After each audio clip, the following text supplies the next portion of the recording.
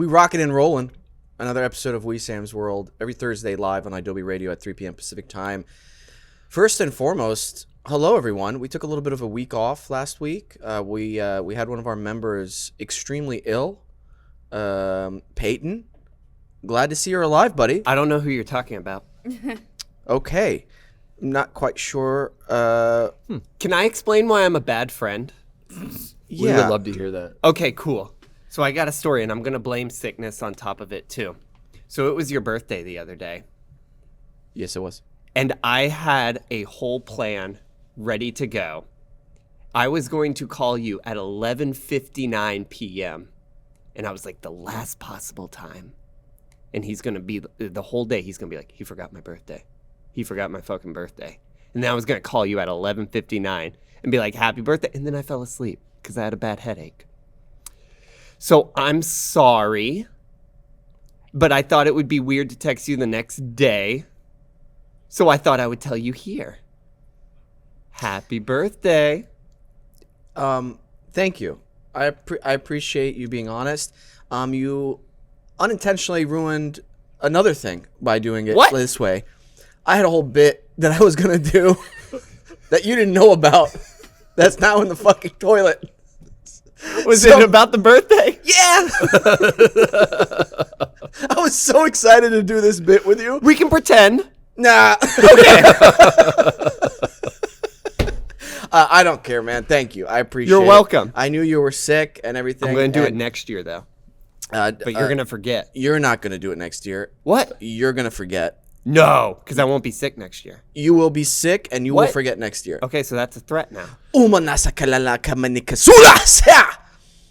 You will be sick next year at this Was that time. Black Myth Wukong? Is that real? That was Black Myth Wukong right there. That's crazy. Yeah, I've been learning all the spells. Oh. Yep. I'm going to transform. Ready? Yeah. I'm going to transform into an actor who was on the movie Reagan. Ready? Wow. Here I am. I'm impressed. This whole moment has been very enlightening about what's been going on with you lately. Transform back! Wow. The magic of filmmaking.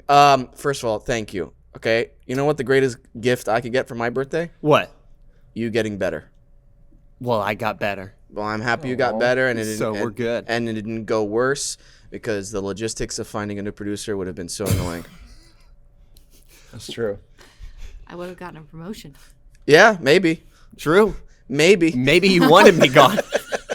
Is that a good thing or a bad thing? No, that's one of my fears. Losing our friendship. Okay. Wow, that was really open. That was deep.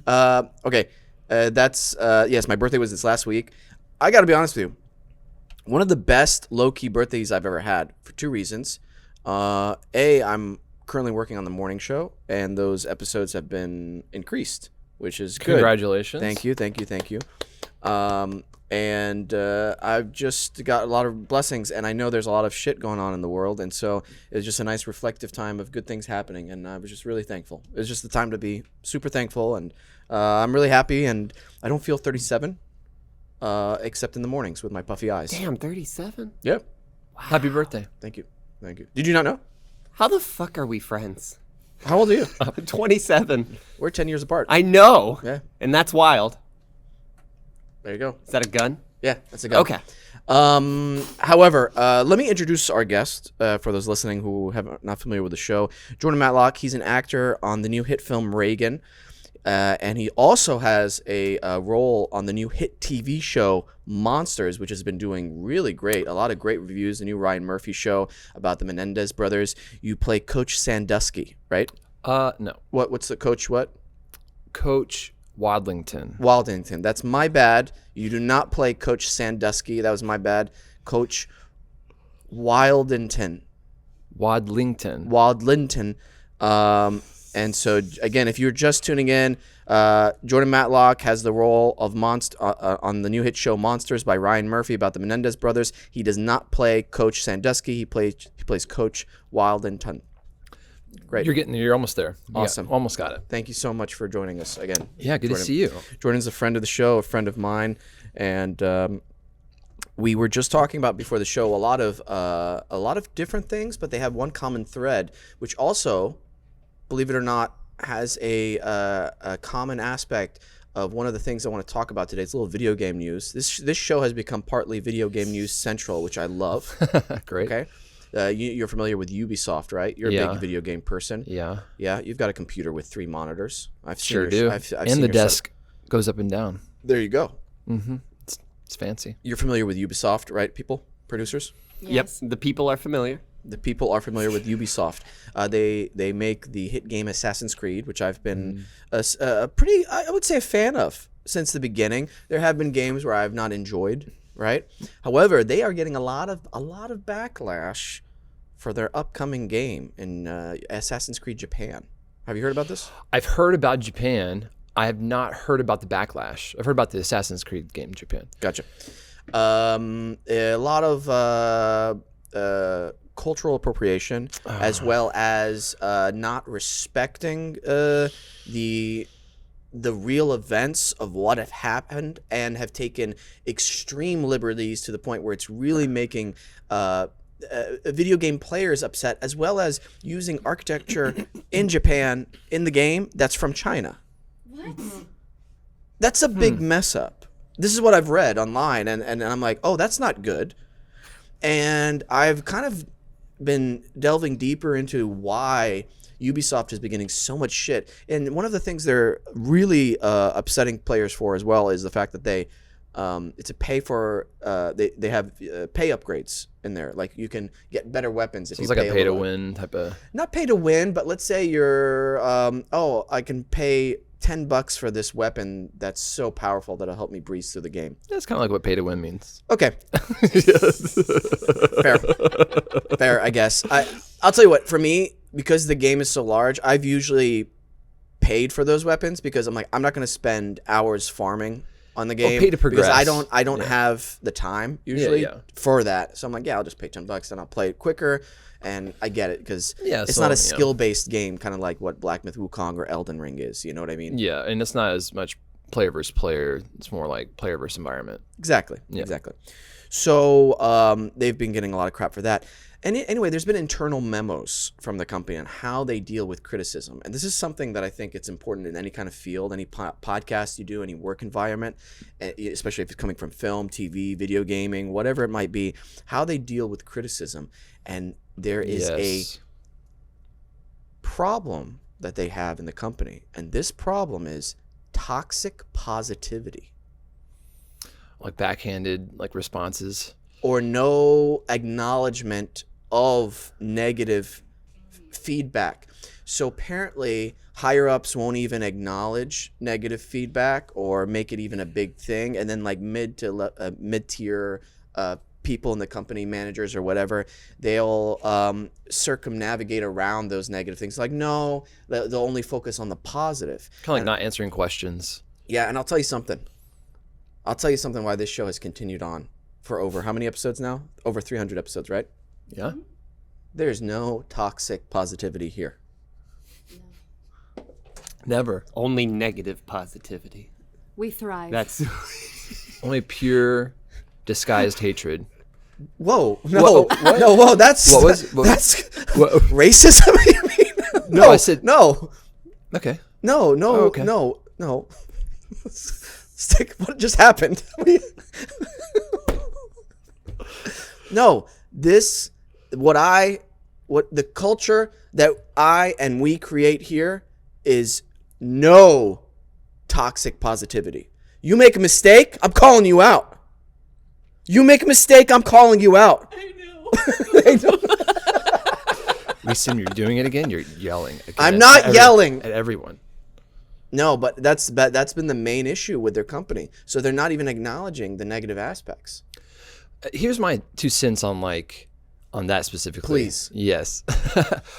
When it comes to like art in a game, I think there are things, if you're doing like a historical game or a piece of art, I think there are things that you should, try to get historically accurate. But I feel like for example, in film and TV, like For All Mankind, the TV show, they're doing an alternate history, right? And so this is a piece of art. It's a story that we're telling, and we're adjusting history to create an interesting, unique story. And I think that's okay to do even in video games and other mediums when they're not trying to do something so verbatim in history. Like Assassin's Creed's not a real thing in history. This is a made up, narrative. So if you put it into Japan and Japan's history, I feel like I'm not as upset if they don't get everything that happened in Japan exactly correct, especially if it's for the sake of like telling a unique story in a made up universe. Now, when you're bringing up like using architecture that's not even Japanese, that's a little different. It's like, okay, do some research, But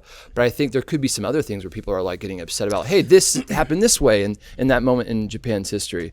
But I think, it's art. It's, it's okay to have alternate histories and storytelling, right? What do you think? Yeah, I that's what I don't think what you said was necessarily wrong, but listen, in any kind of business where you're creating a product for consumers to consume, and you don't take any kind of feedback from them, that's an issue. We're meeting with Kevin O'Brien, Joey O'Brien's younger brother. He just created a video game. It's a huge thing. Oh, cool. Peyton and I are beta testing it. On what platform? PC. PC? Yeah. Cool. And we're testing it out next week, actually. We're really excited. We're going to his place. Very cool. And we're wishing him the best success of it. And that's one of the reasons they're taking these beta testings, if I'm not mistaken, for feedback on the actual playing of the game. And that's critical. Mm-hmm. But now, that being said, I also met with James Choi. He is the owner and founder of Cafe Dulce around town. He also, with his wife, Cindy Choi, they created Yabaseo Supermarket. It's like a mini Korean market. Cool. It's where Little Tokyo Fight Club originated from in the back. Okay. Very cool. And he just opened up a boba place, their second Yabaseo shop in USC.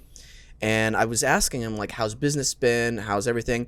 And he's like, honestly, we've been taking some of the feedback from the customers who have come into our shop.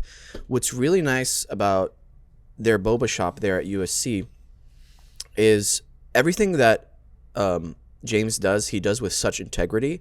And so whenever he was taking me through a tour in the back, he was describing to me exactly to the second how long they brew the tea, how long it takes to make the boba, what kind of boba, why they chose not to make, why to have like a super chewy boba and not like a soft one. I think I may have had that mixed up. Anyway, why they chose to use organic oat milk instead of regular oat milk and not use milk, and how that affects the flavor, and why they've chosen to actually use less sugar and still make it sweet so that people can consume it and be a little bit healthier when they're, like, he was going through all the details. And now they have gotten feedback about some aspects of the boba and the shop that have been negative, but also I asked them, where's the balance of you wanting to do your own thing and not cater to every single complaint? And that was a nice conversation we had. So again, going back to this Ubisoft thing, I think if overwhelmingly you're getting a lot of negative press and you're being blind to it, or negative reviews or negative feedback, that's ultimately going to come crashing down. Yeah. If you don't listen to who your consumers are. Peyton, I feel like you're itching to say something. Is that me? I think it's important to say they did delay the game for those reasons. Mm-hmm. Yeah. Yeah. I think that's important to say for the record, is that they put out a big statement, and I'm not saying I believe them or anything. Yeah. But it seems like they're trying to do something.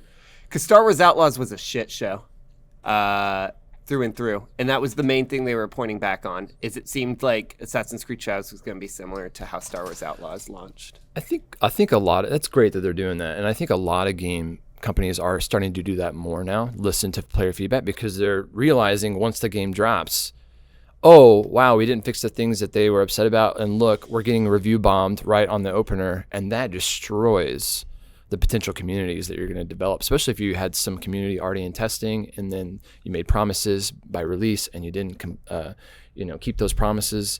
You lose a big following. And so I'm testing a game right now called Deadlock by Valve. And it's like the new third-person shooter. It's incredible. It's a third-person shooter MOBA. And it's got over 100,000 players every day You okay? What the fuck are you doing?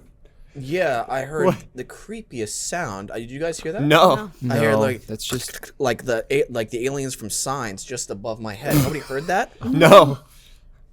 just in your head. Okay, our place is definitely haunted. I've decided. 37 Anyway, going crazy. Oh, I didn't hear it though. can you imagine my hand pops up? Takes Oh my god!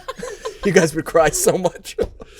Anyway. No, but what I was saying is that it has over 100,000 players actively in playtesting right now, and what they're doing is they are just listening to everything that the community wants and is saying, and it's fantastic. They update it like every day, every week, or something like that, and it just gets better and better and better and more balanced. And you brought up an interesting point about, I think. I'm so sorry to interrupt you. I know we might have to take a commercial break if I'm not mistaken. Am I right about that? Yeah, Okay. absolutely. Sorry, we need to take this commercial break because usually we're supposed to do it on the 10-minute mark. So let us take a quick commercial break, and then we'll be right back with what you wanted to say, Jordan. Okay, we'll be right back. And we're back. Jordan, go ahead. Okay.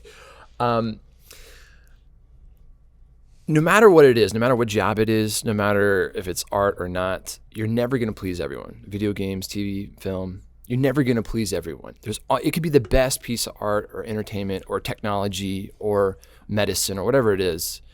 And you're always going to have a group of people that are going to be like, no, for whatever reasons. And they may be really good reasons or may not be such good reasons. But I think a lot of people try to, including video game companies or like film and TV productions, they try to appease the largest audience possible, right? Because they want to make the most money possible a lot of the times. But in fact, what happens is they make a lesser product or game, and it's like you're not getting enough for the majority of the audience.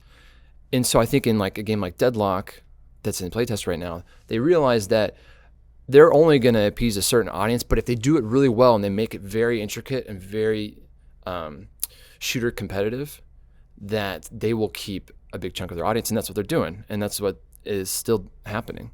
And I think that applies to all aspects, in every facet. You can't please everyone, and so it's okay. I think as an artist, as like a filmmaker, that's okay.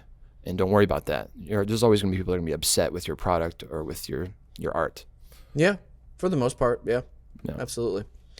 I'm trying to see how toxic positivity comes into play with whenever you're doing a self-tape, for instance. Okay. And I think a lot of that is with yourself. Yes, big time. Um, I think that's the biggest challenge, is yourself as a performer, as an actor, as an artist, really. Here's where I feel like it's come, like you can, where it doesn't really matter. Do you ever kind of get so cloudy? Like it feels so jumbled. You feel like your head's such a mess, or like you don't know what to think anymore of the self-tape you just did because you may have been thinking about it too much, or you may have done a lot of takes. Of course. I feel like going back to basics has really helped a lot of people, because I've been teaching acting now at IDSA for a while, and basics seem to save a lot of actors from a shitty performance or a shitty self-tape or a shitty audition. Yesterday, Alex helped out with one of my classes. We had a big technical Nice. acting day in the Accelerate program. Did you go over kissing on camera? That's a hard technical. I know we talked about that last time, but I just want to know if we went over some of the hardest things. No intimacy. No intimacy on camera? No. Okay. Children. No, I'm just kidding. Well, it was the child's class? Okay. No, they're they're adults. Okay. Sorry, when you say technical, the first things that come to mind for an audition are fights and intimacy. All right. And it's like the toughest But crap you've got to put experience with both. Yeah, but we don't have to go there. I love to hear the technical. All right, kids. So we have an intimacy coordinator here. Oh my God, that's crazy. That's so crazy to do. Oh, my stomach hurts so bad. No. I thought you were talking like an adults class. It is an adults class. Okay. Yeah. What I'm talking about, technical acting, for them is hitting their marks, a lot of cues to hit in terms of listening to somebody's line, hitting a certain point. So what I made the class focus on is the one shot, the oneer. So we did a 6-page one-shot scene. Wow. And it was it was edited together from the movie Waiting. Are you familiar with that film? Yeah, the comedy. Yeah, have you seen Waiting? It's really funny. Love Waiting. Yeah. Such a good movie. Yeah, I would recommend Waiting. It's an old classic, not very well known, but it's about restaurant life. It's one of Ryan Reynolds' early films. Yeah. And it's a lot of moving pieces. It's in a restaurant, going from the back house to the to the tables, to the waiters, to the busboys, back to the manager, back to the chef, back to the servers, customers. It's like a whole moving piece thing. And I felt like it's so critical for actors to be able to handle that aspect because it was lacking, obviously. And they felt a lot of times like, man, I couldn't really think about, like it was kind of, I was just going on the ride because the technical was so important. In fact, now that I'm thinking about it, I feel like the technical is almost as important as the acting part, if not a little bit more important, because if you don't hit your marks, you don't do any of that, then we can't use that footage for the camera. I feel like you can get away with a little bit of it on theater, you know what I mean? But for also kind of works TV the flip side too. If you are missing your acting marks too, and you nail all the technical marks, then more than likely you're gonna have to do it again. Exactly. Yeah. And so they realized, oh shit, I really have to be on my shit acting wise to even to make sure that like I'm able to focus on the technical, you know. And so there's a lot of balancing act happening. And I told them, like, whenever you're feeling like, okay, I've hit all the technical stuff, but now I feel like I haven't done any character work. It moves so fast. I'm like, go back to basics. What's your objective? What are your relationships? What kind of person are you? What's your environment? And I feel like when you go back to those basics, a lot of times a lot of the stuff is cleaned up. So maybe for these video game companies, it's about going back to basics. Yeah. What kind of game are you trying to make here? I don't know. That's actually a question I'd like to ask Kevin. You know, what's what kind of experience are you wanting to have here? Because I feel like one of the most successful games, and Peyton has a YouTube channel on this, and Dead by Daylight. It's a very specific game, honestly. I've never seen a game like that beforehand. I'm sure. Has there been a game like that before?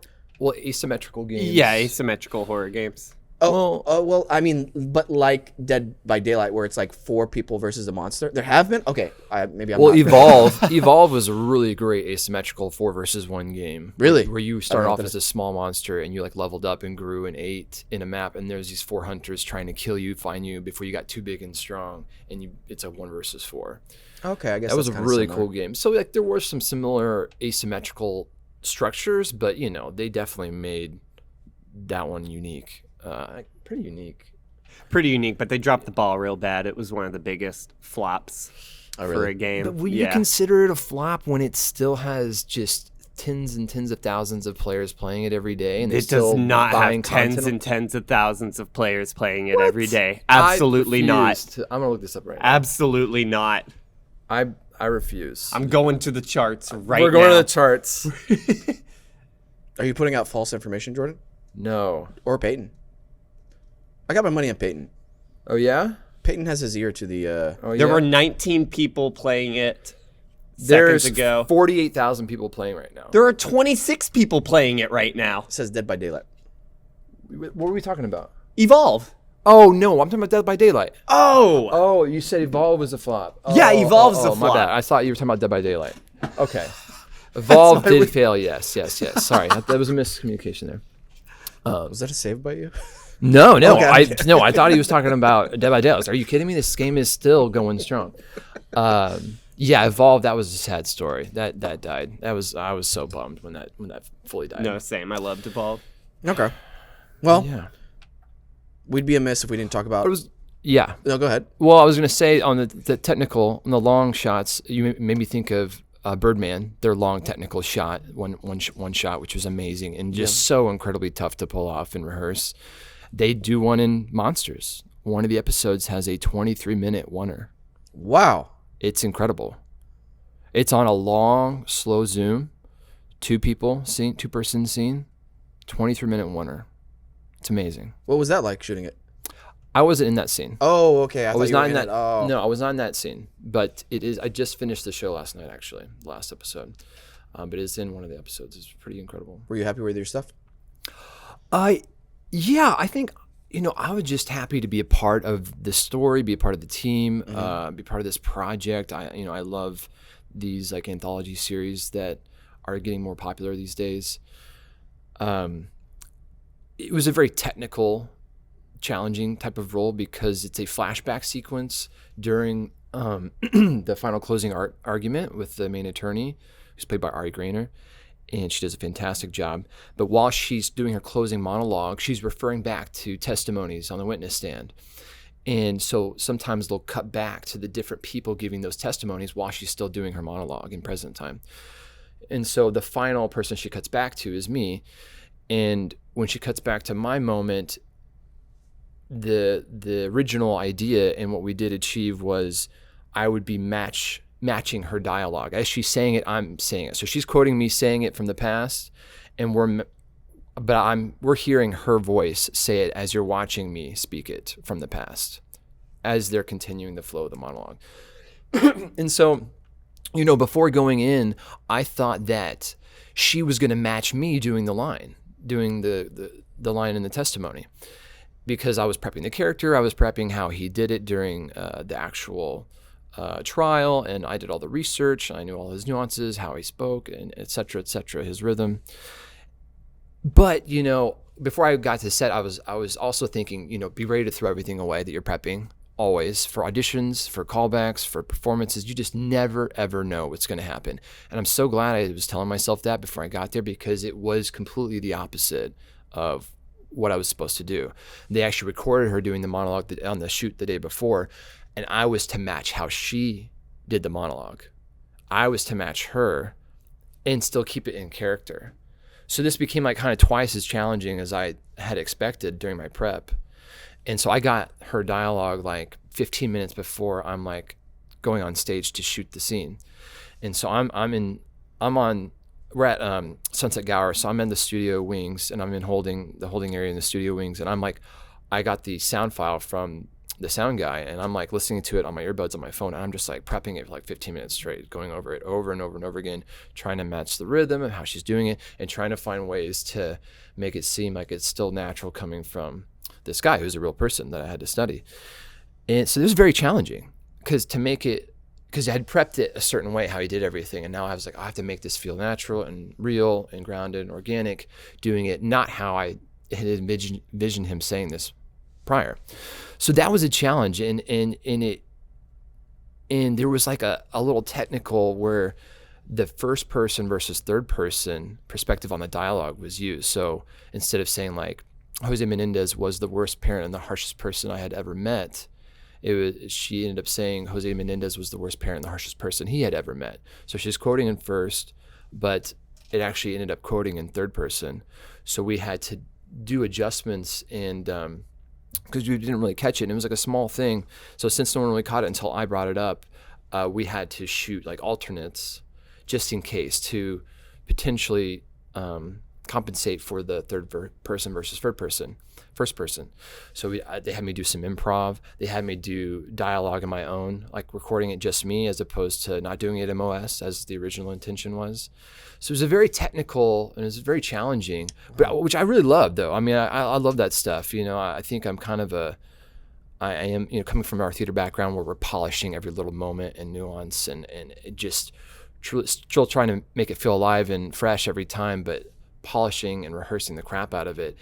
It was kind of like taking me back into the theater kind of technical aspect of getting things like really down and really specific. And so even though it was very tough and it was not what I expected, I'm glad that they were still able to achieve what they originally wanted for that moment, which was to have us do this matching dialogue of me and her saying the line at the same time when they cut to me and back to her as she finishes this really awesome piece. And so I was just worried that because of all the technical, maybe it might, you never know, it might not go the way they want it and it might not make the edit because of it. So you just never really know until it's out. So I was just really glad that they were able to make it work how they originally intended it. And it was a really nice moment. I see how it flowed and built through her monologue and how it kept cutting back and it kind of built to this final moment just after my cutback. And I thought it was fantastic. I thought they did a great job. And we can talk about just the show in general, but have you seen any of it? Yeah, your scenes. Just okay. Yeah. I've seen other clips with Javier Bardem and the dinner scene online. How, again, this is something that I think is a challenge when creating a show like this that's based off real life events. Where do you push? Like, how do you push the reality, and then what do you take artistic liberties with? Yeah. I'm not going to comment on it just because I don't want to, first of all, and also I don't know what really happened. That's the main issue. Yeah. Like, I don't know what really happened. I don't know all the details of the case to the point where I've been like researching it, so I can't have a idea of, did they do it because of this reason for sure, or are they just psychopathic killers? You know what I mean? Yeah. So stories like that I usually don't even watch, to be honest with you. Because of the dark nature of it all. That, and also the unknown nature, you know, where it's like, for instance, Quentin Tarantino's what is it? Once Upon a Time in Hollywood. The ending always threw me off because I was thinking about, like, what if that happened? That didn't happen like 200 years ago. You know what I mean? Or 100 years ago. That was like recent. You know, like, it feels recent. And if I'm a family member, I'd be like, yeah, I wish that happened. You know, like, it just feels so. I don't know what the word is, and that's part of the artistic freedom, I guess, people who tell stories have, but not my cup of tea. Yeah, it is definitely a challenge, and it's a delicate challenge, you know, because, man, the stakes are so high. These are real people, real lives. And sorry, that was really aggressive push. I didn't think, I've been you working can out. just gently push the mic in front of my face. You don't have to be so, okay. I've been working We out. know this is your show. We know. How do you know that? How It's are you written, sure? It's written everywhere. It is written everywhere. And you have posters everywhere in your home. Signed. By yourself. That'd be so crazy. Signed posters of me in my room. Anyway. So I did a lot of research on the story for the show before I shot it, just to know as much as I could. Oh. With the Menendez brothers, like, even outside of, like, the coach. Literally push it away again. Well, because I'm moving Okay, forward. gotcha, I'm moving forward. Okay. Thanks for. No, I just want to make sure you're in frame for our cameras. Again, the technical side. Yeah. And so I watched a lot of the actual trials from the brothers' testimonies and stuff. And I'll tell you, it is very moving. It's very heart-wrenching. And, you know, it's been a while since I watched all that and did all that research. But I do remember my takeaway after doing all that research was I kind of believed them from what they said. But you never really know at the end of the day. And so when they do this type of poetic storytelling that Ryan is, like, in love with right now with these monster stories, I think it's very tough, and I think he's doing a great job, you know, showing kind of all of the different angles, because he doesn't. Sometimes you feel like he maybe is taking a side at moments, but he does a great job, or they do a great job, because it's also Ian Brennan, of, like, introducing all of the information that was surrounding the trials and everyone's perspectives and opinions. Yeah. And, you know, some people are getting upset that, like, there's a lot of moments where it does seem like he's taking a side or an opinion, or like making, like, hard choices with the brothers. But I was trying to think, you know, from, like, a producer or writer standpoint, I think it's tough to not make a choice, right? Because, you know, for good storytelling and good relationships and good characters, they have to make choices, and they have to, you know, you have to make choices as a writer. You can't just have characters just kind of be ambiguous to the core, right? Yeah. And so I think, and I don't know if this is why it is the way it is, but I mean, that made me feel more, okay, I understand why they ended up having to maybe make some choices that are never going to please everyone, like we talked about. No matter which way you told this story, I think you're always going to get blowback. When you're dealing with, like, high profile, high contentious, you know, opinions about something like that went down, it's going to be very tough to make something that's going to please everyone. But I think the numbers show it's like one of the most popular shows right now. I mean, it's been, like, #1 on Netflix for, like, 2 weeks running. It's probably going to keep. I mean, I think their original Dahmer, the first season, is one of the all-time shows of all times on Netflix. I think it's like number 4 of the most watched hours on Netflix. So there is something to be said about the artistry that Ryan Murphy and Ian Brennan are bringing to these stories, because it is entertaining, it is engaging, and it's working. Yeah. But yeah, it's very tough. It's a very delicate, tough situation. When I think of the Menendez trial, I think of the film The Cable Guy. Really? Because in there, it's directed by Ben Stiller. And within the movie The Cable Guy, they have a mock trial that's happening with a guy who kills his twin brother in there. And it's Ben Stiller playing both twin brothers. I don't remember this scene. You don't know what I'm talking about? No, it's been so long since I've seen it, but that deserves another watch. Oh my God. It's so funny because it was the height of the Menendez brothers in the trial. And so you see all like these shots of the courthouse and the testimonies, and it's very similar to the Menendez brothers trial. So that always reminds me of that movie whenever I hear the Menendez brothers. That's a weird correlation, you know, how for me it's this like really lighthearted, funny movie, and for somebody it's the worst moments of their life. That's how life is? That is the dark, beautiful irony of life. Yeah. Crazy, right? Mm-hmm. That's okay. How our mind associates certain things and others do not. Mm-hmm. How are we on time? We're good. But I do have something to say about the monsters. Yeah. Because there's the people who are so in love with murder podcasts and things. Yeah. There's actually a group of people who are kind of upset about it. Of course. Because it's so romanticized, but also exaggerated, and they're about to go back on trial. And people are saying they're going back to trial. Wow. It's a retrial, and people are pissed because they're like, now there finally was people who weren't affected or know about it, but now everyone's going to know about this trial again, and they're going to have this fantasy idea of it. And now how are they going to find people who don't know this story? On this week, they have another documentary coming out about the Menendez brothers on Netflix. Yeah. So I think that's going to help. Well, I think that this documentary came out, I don't know if it's on Monday or sometime this week. I think that I'm really, really curious to see like how they paint the picture and like what they bring up and what they focus on. But that is interesting. Yeah. But, you know, I'm pretty sure that the core people involved in that trial and that retrial are going to be doing a lot of due diligence on their research. I don't think they're murder podcasts?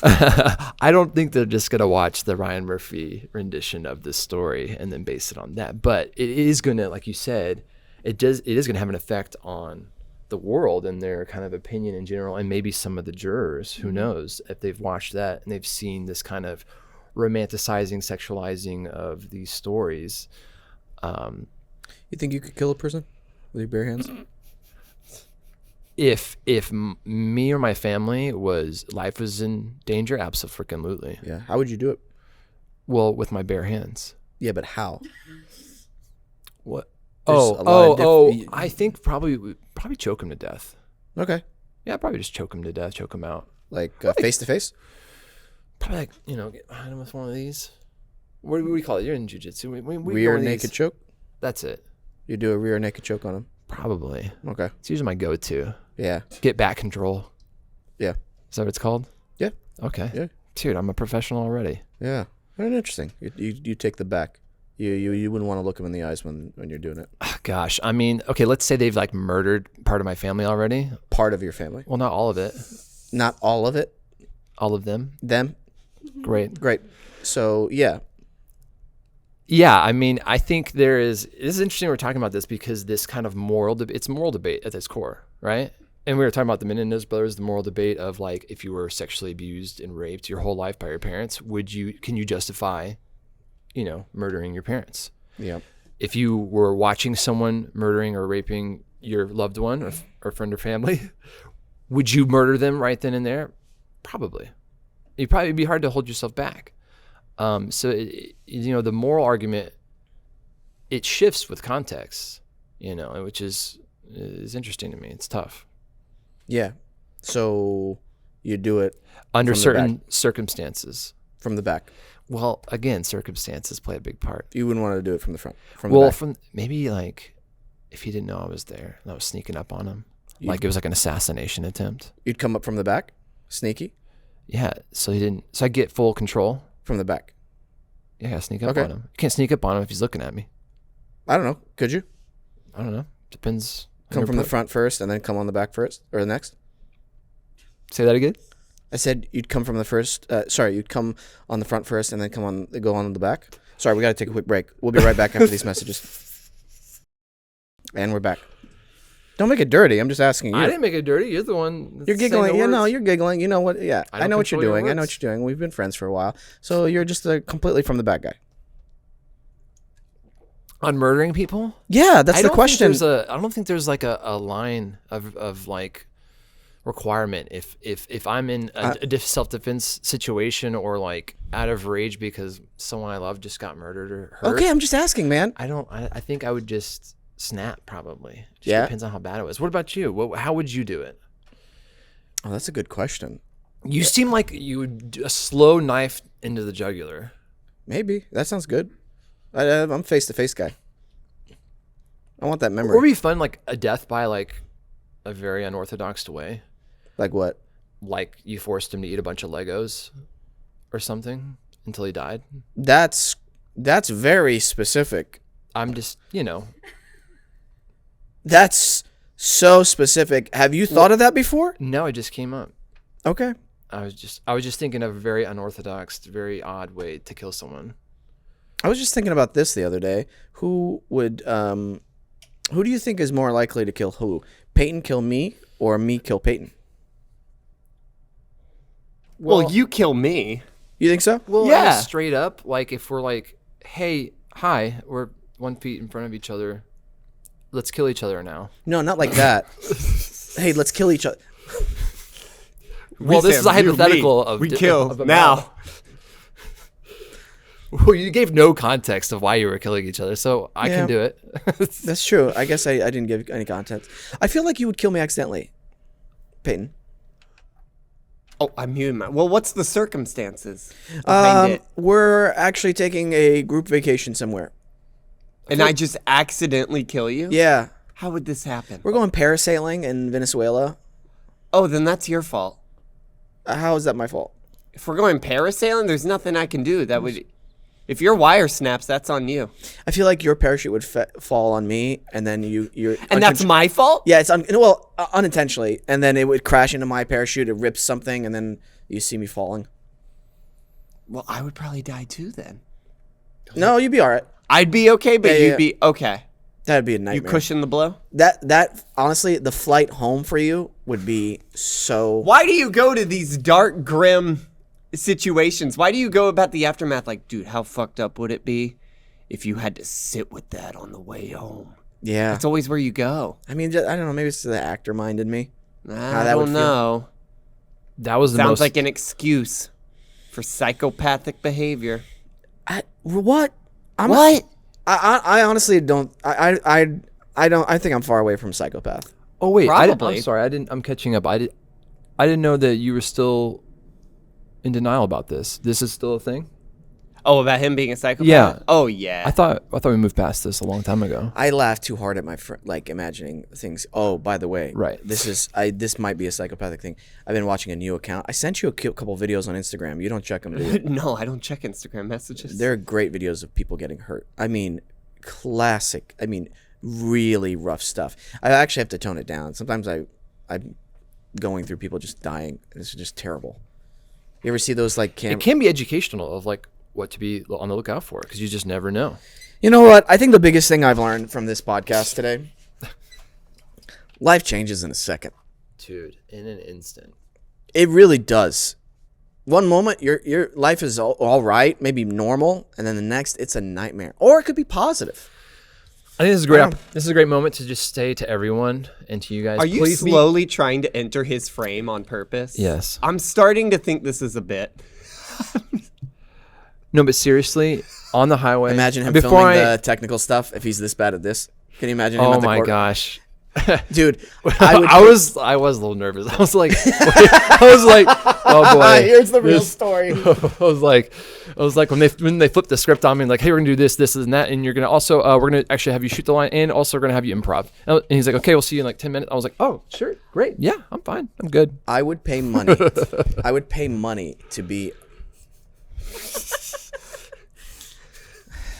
I would pay money to be on a professional television set with you, with stuff going down like that, and watching you sweat just a little bit. I would honestly, I'd pay the director to get mad at you toward the end. I'd just slip him 100, be like, hey, please prank him. Please start like yelling or something. I don't think you could ever. I don't think I would show it that much. I do a pretty great job having good on-set etiquette and like keeping it professional and Of like course. keeping it cool under the gun, under pressure. But if I was there, If you were there, dude, I can only imagine. Like, I feel like we'd just be joking all the time on set. Though. I think you'd don't get think, upset with me. I think because I know you would fuck with me when I'm trying to do a take. You would probably be sitting in my eyeliner trying to find it every time I'm doing a take. No, I'd be like this. I'd literally do stuff where only you would know, and I'd just be like, Yeah. Well, I would never look at you while we were on set. Or like if I ever go to like, hey, can we get you to stage? And I'd be like, yeah, where's Wesam though? Can you just put him on the other side of the room? Can you put him in his trailer, please? oh my God. I have a feeling we'll be working on some show together at some point. I feel like we will. I don't know what it is. You just never know. It's crazy how small the world is when you start working more. But I feel like I would hope so. I would hope so. I feel like we will someday. I know I couldn't get if I had like a comedy scene with Isaiah, I don't think I could get through that. I don't think we would get through it. It's too. I feel too giggly. I would, no matter what, I would have to get a handful of rehearsals out before I could do a straight take. Bro, Comedy is- if a director yelled at you for real while I was on, and this is not a prank. I would laugh. No, I would laugh. And then I would get fired. I'm like walking back to my trailer being fired, and Wesam is just over there just giggling. He's so upset deep down inside that he got me fired, but he's just laughing and enjoying it it's so not my much. fault. If a director really like for real, like he's like a dick or whatever, and he yelled at you for not getting something right, I honestly, I don't know. I don't know if I'll be able to hold it in. I might be cackling. I might get yelled at. I might get fired too. Honestly, like, and I don't know what about that. Maybe because it's so uncomfortable. And if your eyes started getting watery, that's it. I'd be done for the day. If you started almost crying because of it, like not crying like, but like, you know that feeling. Yeah, Man. or like because it's so embarrassing and Yeah. it's so uncomfortable for me that I just like don't want the tears to come out because I feel like I'll just be crushed in front of people. That moment of vulnerability and just devastation internally is what brings you the most joy and happiness. And I'm so glad we're getting this on record right now. And we can just play this over and over. Oh, everybody's watching you and they're trying to look away and stuff. Oh my God. I hope to God I could feel that energy someday for you. Oh man. Feel good. And everything just makes so much more sense now of like our upbringing together in high school and why you're the way you are. But don't you want to experience that with someone? I think that would be enjoyable experience as long as at the end of it, he came out on top, the person who's like in the worst uncomfortable situation. Sure. They came out on top and they won. Sure. And it wasn't just like a sad ending. Right. We don't want a sad ending. Right? Right, Wesam? But let's be Because you love me, right? What if we drove together? Because we're excited to work together that day. And they fire you. We're driving home. And I'm like, hey, you're going to have to wait till I'm done. And you're waiting the whole time. Dude, if that happened, I would... Shit. That's one of those circumstances where we're talking about rage taking over, or we're talking about, where you accidentally murder someone and you can't help it. I would probably try to find a way to sabotage you for the rest of your day on set. I'll tell you what I do. I'd text Peyton and Alex. I'd be like, dude, you would not believe what just happened. God, what would I do? I would. This is real reaction. I would probably bring like some of your biggest fans to set somehow. I would try to find like some of your. Thank you. Like Thank you for it. No, the fans that like want to touch your feet, those fans. Oh, okay. The fans that like are gonna rush you on set and take a bunch of photos with you and kiss you. Oh my God. Which, do you even have those fans? I'm sure you Mm. got some of those running around the internet. Usually they come out whenever my shows, like if I have a show on. A lot of them. Yeah. They'll say weird things like call me daddy or poppy on the messages. And I'm like, ugh. I don't like that. Because I don't know That's you. loaded. Yeah. When is morning show coming out? When's the next season? Next air? year. That's what I figured. Yeah, Next year. sometime next year. When are you guys wrapping? That's a good question. I'm not allowed to say, actually. They're Yeah, pretty... They make everything, like... most of the names, when they have like the sign and the breakdown, and it's all fake name. It has nothing to do. Yeah. You'll never see like morning show Jennifer Aniston call time. You know what I mean? Like you'll never see that. There's a lot of them in the breakdowns right now. A lot of the shows have like alternate titles right now. Yeah. With a show like that, though, because of the big A-list celebrities that are on there, they have to do it. However, they were telling me, I shouldn't. That's fine. That's vague enough. People like paparazzi still find a way. They still find, if they're doing public stuff on the street or whatever, they still find the call times for the shows and everything. It's crazy. It makes you, wonder about someone on the inside is just making bank about releasing it over and over and over again. Yeah. There's always, it seems like, is it Peyton or Alex? It's Alex? It's me. Bobby? Here we go. Bobby, you do that? Yeah, I do, Robbie. Oh, I didn't know that, man. Yeah. Why do you do that? That's not good. I need money. How much do they pay you, man? Well, I gotta buy so much clothes. So, they pay me about $100 per email. Per email? Email? That's a lot. Shit, That's you're great. making bank. Is this a Venmo thing or Cash App? Oh, straight to Venmo. Straight Venmo. Yeah. Or Zelle. Oh, she's a billionaire. Yeah. I don't know what we're doing. No, it's just, don't worry about it. Okay. How are we on time? I just want to make sure we're good. 3 minutes. Jordan, this has been absolutely fun having you on here. Always a blast. People want to watch Monsters. It's on Netflix currently. Netflix, watch it. Watch it. Go check out Reagan. A lot of great reviews. Yeah, that's fantastic.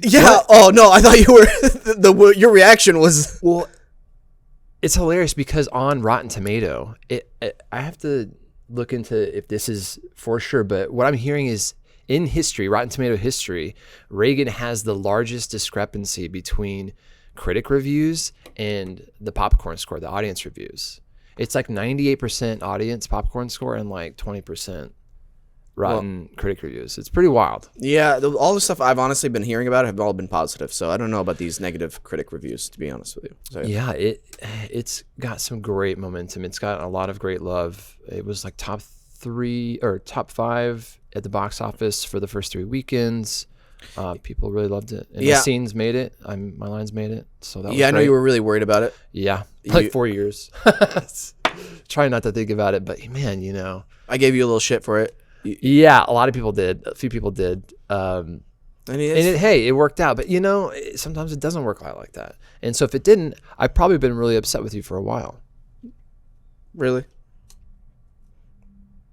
Would you have been upset with me or yourself?